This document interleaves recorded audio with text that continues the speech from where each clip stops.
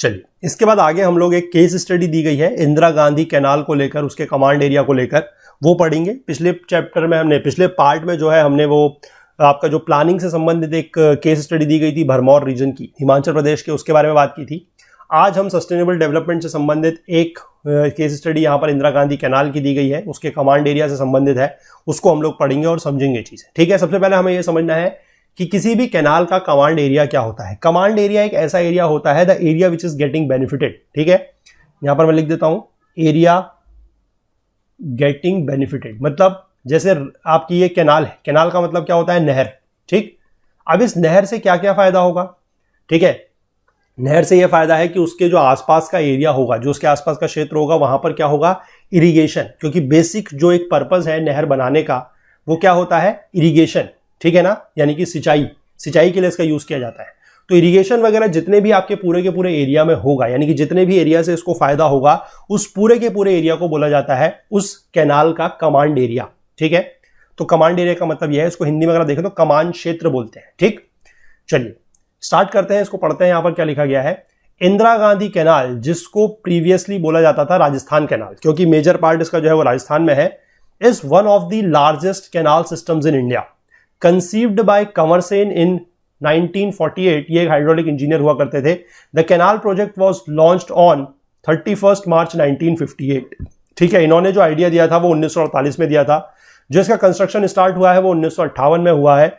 The canal originates at Harike barrage in Punjab and runs parallel to Pakistan border at an average distance of 40 kilometre in Thar desert of Rajasthan. ठीक, सबसे पहले तो आप लोगों को बैराज यहां पर एक नाम दिया गया है। सवाल आप लोगों से यह है कि आप मुझे यह बताएंगे कि हरीके बैराज में कौन सी दो मेजर रिवर्स, या इसके पास, मैं कहूंगा एग्जैक्टली इस जगह पे नहीं, इसके पास कौन सी दो मेजर नदियां जो है वो मिलती हैं। ठीक है, और वो दो नदियों के बारे में मैं आपको थोड़ा सा हिंट देता हूं। वो जो इंडस है, जो सिंधु नदी है, उसकी ट्रिब्यूटरी है, यानी कि सहायक नदियां हैं। ठीक है, उसकी ट्रिब्यूटरीज है, वो कौन सी दो रिवर्स हैं जो हरीके बैराज के पास मिलती हैं। Those are the tributaries of Indus, उनके नाम आप मुझे नीचे कमेंट सेक्शन में बताइएगा। ठीक, जो इसकी टोटल प्लांट लेंथ है सिस्टम की वो है 9060 kilometre, catering to the irrigation needs of the total culturable command area of 19.63 lakh hectares. ठीक है, यानी कि इतना जो पूरा का पूरा है ये इसका क्या होगा, कमांड क्षेत्र। ठीक, out of the total command area about 70% was envisaged to be irrigated by flow system and the rest by lift system. यहां पर दो सिस्टम बताए गए हैं, एक है फ्लो सिस्टम, एक है लिफ्ट सिस्टम। फ्लो सिस्टम का मतलब है कि जैसे मान लीजिए कोई नहर जो है, जो कैनाल है वो बह रही है और उसी के थ्रू जो है वो पानी उसी मतलब जिस क्षेत्र में पानी की जरूरत है वो पहुंच रहा है। लिफ्ट सिस्टम का मतलब है कि पानी आपका उस कैनाल के थ्रू अपने आप नहीं पहुंच रहा है, आपको क्या करना पड़ रहा है कि कुछ पंप वगैरह लगा के, ठीक है, तब आपको पानी पहुंचाना पड़ रहा है। तो that is known as the lift system. ठीक है, तो जिस समय ये कैनाल बनने की बात हो रही थी उस समय ये सोचा गया था, ये माना गया था कि 70% जो एरिया है, यानी कि कुल क्षेत्र का जो 70% है वो फ्लो सिस्टम से इरिगेट किया जाएगा और बाकी जो 30% है वो लिफ्ट सिस्टम से किया जाएगा, क्योंकि लिफ्ट सिस्टम की जरूरत वहां पर पड़ेगी। मान लीजिए कोई ऐसा एरिया है जो कैनाल के लेवल से ऊपर बह रहा है, अब वहां पर आप पानी कैसे पहुंचाएंगे, तो वहां पर पानी पहुंचाने के लिए आपको यूज करना पड़ेगा लिफ्ट सिस्टम। ठीक है, वहां पर पंप वगैरह का यूज करके जो है पानी को पहुंचाया जाता है। तो the construction work of canal system has been carried out through 2 stages. 2 stages में काम किया गया है। पहला है the command area of stage 1 lies in Ganganagar, Hanumangarh and northern part of Bikaner district. ठीक है, पिछले पेज में इसका जो है मैप दिया हुआ है, वहां पर आप थोड़ा सा इसको देख सकते हैं अगर चाहें तो। ठीक है, यानी कि जो आपका स्टेज 1 है, जब आप ऊपर के एरिया से देखेंगे तो वहां पर आपको दिखाई देगा गंगानगर। ठीक है, उसी के पास है आपका जो ये है जैसे हनुमानगढ़, और जो बीकानेर डिस्ट्रिक्ट है उसका नॉर्दर्न पार्ट। ठीक, तो ये आपका स्टेज 1 था। It has a gently undulating topography. Undulating topography का मतलब होता है वेव लाइक टोपोग्राफी। ठीक है, जहां पर वेव्स टाइप का आपका टोपोग्राफी होता है, लैंड सिस्टम है। ठीक है, and it's culturable command area जो है वो 5.53 लाख हेक्टेयर्स था। The command area of stage 2 जो है वो उसके नीचे की तरफ को आप आ जाएंगे तो अगर Bikaner, Jaisalmer, Barmer, Jodhpur, Nagaur and Churu districts covering the culturable command area of 14.10 lakh hectare. तो यहां से आप समझ सकते हैं कि जो स्टेज 1 का कमांड एरिया था वो छोटा था और स्टेज 2 का जो कमांड एरिया था वो बड़ा था। ठीक है, यहां पर का जो क्षेत्र है वो कैसा था, it comprises of desert land, dotted with shifting sand dunes, ठीक है, जो सैंड ड्यून्स वगैरह होते हैं वो था यहाँ पर, और वो भी शिफ्टिंग टाइप के। और ये ऐसा क्षेत्र था जहां का टेम्परेचर जो है वो गर्मियों के दिनों में 50 डिग्री सेल्सियस तक पहुंच जाता है, ठीक है।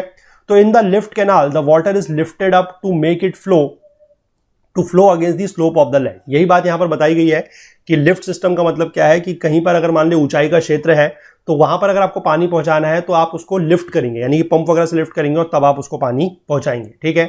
All the lift canals of Indira Gandhi canal system originate at the left bank of the main canal, while all the canals on the right bank of main canal are flow canals, ठीक है।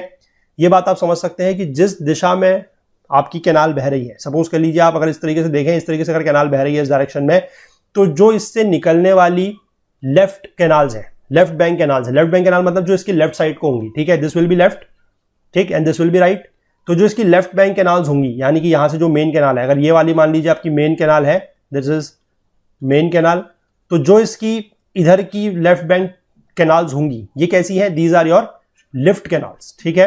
और इसकी जो राइट कैनाल्स हैं, right bank canals हैं, वो कैसी हैं, they are your right canals, कैसी हैं, they are your flow canals, ठीक है। ये चीज यहां पर समझाई गई है। इसके बाद आगे आप देख सकते हैं फर्स्ट स्टेज में जो इरिगेशन स्टार्ट हुआ है, फर्स्ट स्टेज के जो कमांड एरिया में इरिगेशन स्टार्ट हुआ है वो हो गया था 1960 में, ठीक है। और सेकंड एरिया में जो हुआ है, सेकंड स्टेज के एरिया में वो हुआ है मिड 1980s में, ठीक। The introduction of canal irrigation in this dry land has transformed its ecology, economy and society, ठीक है, क्योंकि ये ड्राई रीजन है, आपको पता है राजस्थान में डेजर्ट का एरिया है, तो वो ड्राई रीजन था, और वहां पर जो ये कैनाल इरिगेशन को यूज किया गया, इसको इंट्रोड्यूस किया गया, उससे इस क्षेत्र की इकोलॉजी, इकोनॉमी और सोसाइटी जो है वो सारी की सारी क्या हुई, बदलाव आया, उसमें वो बेहतर हुई।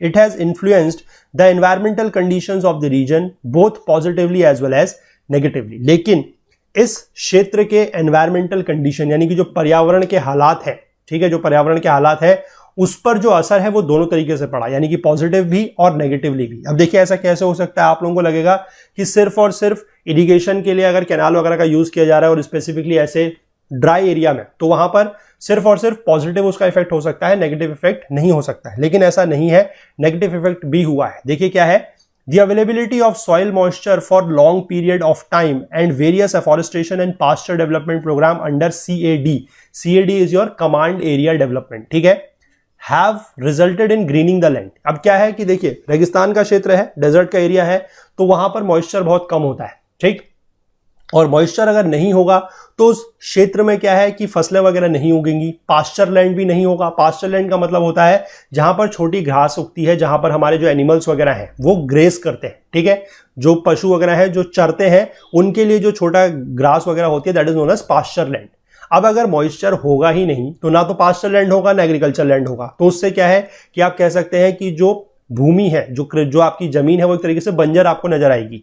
तो अब कैनाल के इरिगेशन की वजह से क्या फायदा हुआ कि वहां पर मॉइस्चर बढ़ा, ठीक है, जमीन में क्या हुआ, मॉइस्चर बढ़ा, नमी बढ़ी, तो उसकी वजह से पास्चर लैंड बढ़ा, एग्रीकल्चरल एरिया बढ़ा, तो उस क्षेत्र में क्या हुआ, ग्रीनिंग द लैंड, यानी कि उस क्षेत्र में क्या आ गई, हरियाली, ठीक।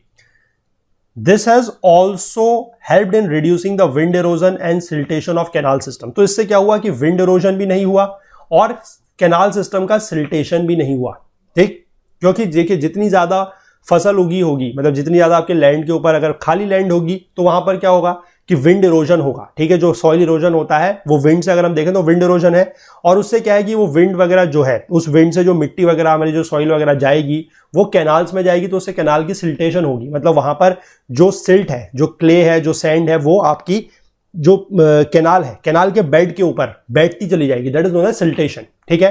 तो अब इससे क्या है कि अगर हमारे उस पूरे के पूरे रीजन में अगर हमारी कृषि हो रही है, ठीक है, एग्रीकल्चर लैंड है, तो उससे क्या है कि मिट्टी जो है वो आपकी उस क्रॉप से पकड़ी रहेगी, ठीक है, यानी कि उस मिट्टी की पकड़ बनी रहेगी, और उससे क्या है कि वो मिट्टी बहेगी नहीं, ठीक है, उसमें विंड इरोजन वगैरह नहीं होगा और सिल्टेशन ऑफ कैनाल भी नहीं होगा, ठीक।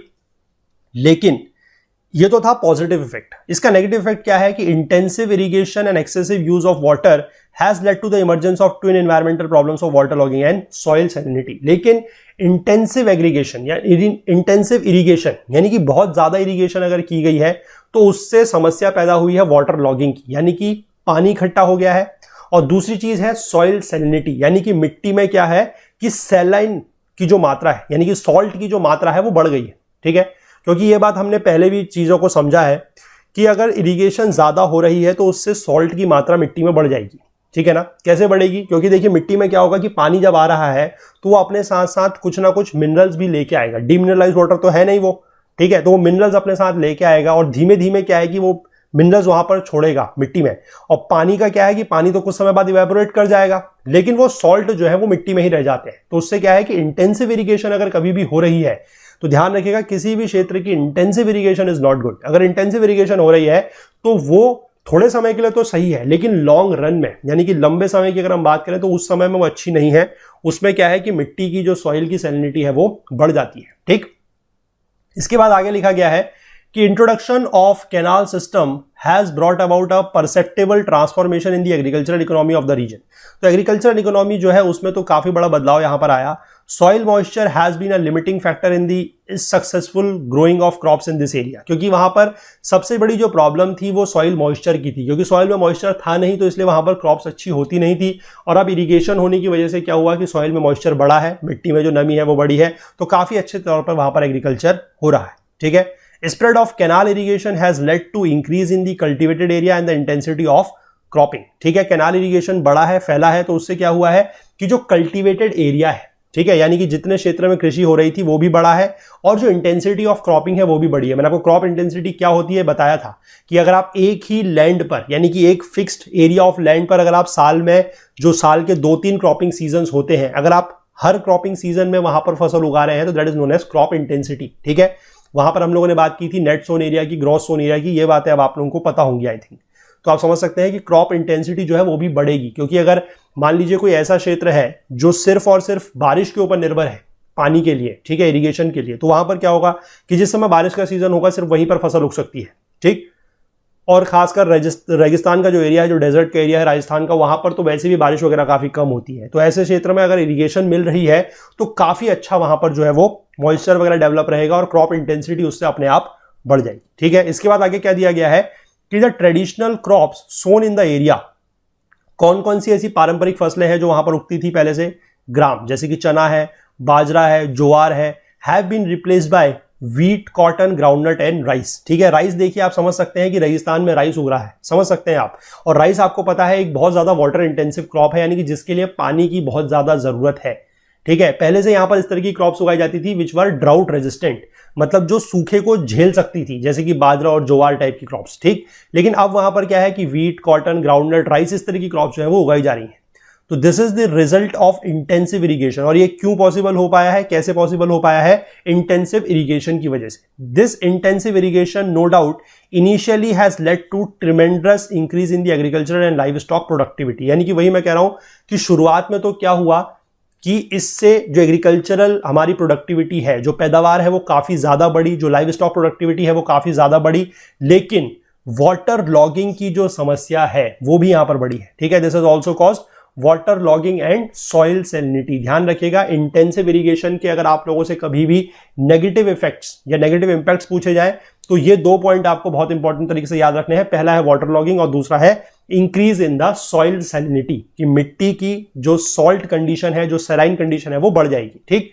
तो दस in the long run it hampers the sustainability of agriculture, क्योंकि जितना ज्यादा मिट्टी में सॉइल बढ़ता जाएगा उससे क्या होगा कि मिट्टी जो है वो उसकी फर्टिलिटी कम होती चली जाएगी, ठीक है। तो इसलिए ज्यादा मिट्टी में जो है वो जो मिट्टी है या जो सॉइल है उसमें सॉल्ट का होना ज्यादा अच्छा नहीं है। इसीलिए हमने एक प्रोसेस पढ़ी है, ठीक है, that is known as your leaching of soil. Leaching का मतलब होता है कि मिट्टी में से जो सॉल्ट वगैरह है वो निकलते रहते हैं, that is known as leaching. तो मिट्टी की जो लीचिंग है, जो सॉइल की लीचिंग है वो भी बहुत ज्यादा जरूरी है।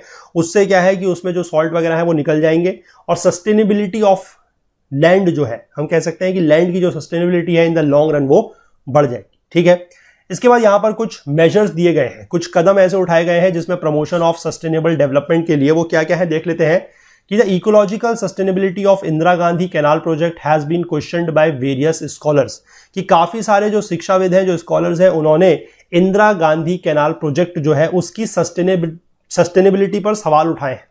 Their point of view has also largely been validated by the course of development of this region has taken place during the last 4 decades, which has resulted in degradation of physical environment। और पिछले 4 दशकों में इस क्षेत्र में जिस तरीके से जो भौतिकी पर्यावरण है यानी कि जो फिजिकल एनवायरनमेंट है उसका डिग्रेडेशन हुआ है, वो इनकी बातों को जो शिक्षाविदों ने जो सवाल उठाए थे सस्टेनेबिलिटी के ऊपर इंदिरा गांधी कैनाल प्रोजेक्ट की, उसको ये कहीं काफी हद तक, ठीक है, सच भी करते हैं।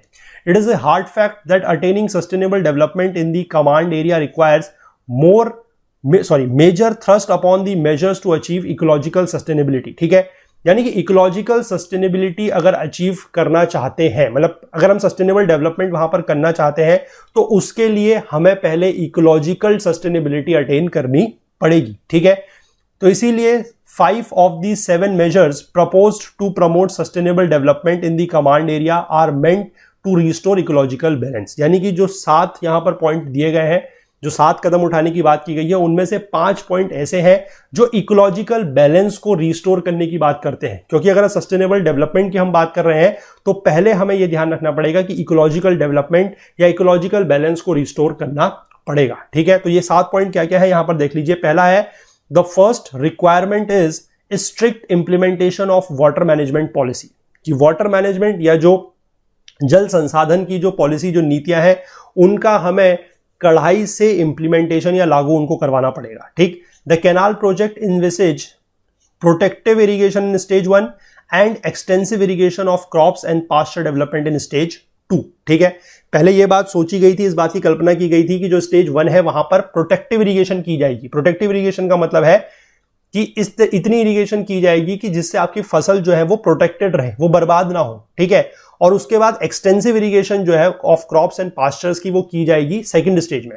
In general the cropping pattern shall not include water intensive crops. ये बोला गया है कि जो क्रॉपिंग पैटर्न है, जैसे हमने पीछे पढ़ा कि राइस वगैरह यहां पर उगाई जाने लगी है। ठीक है, और राइस जो है that is a very good water intensive crop, उसके लिए काफी ज्यादा पानी की जरूरत है। तो ये बोला गया है कि क्रॉपिंग पैटर्न को जो है वो इस तरीके से पूरा का पूरा चेंज ना किया जाए, वाटर इंटेंसिव क्रॉप्स यहां पर ना उगाई जाए।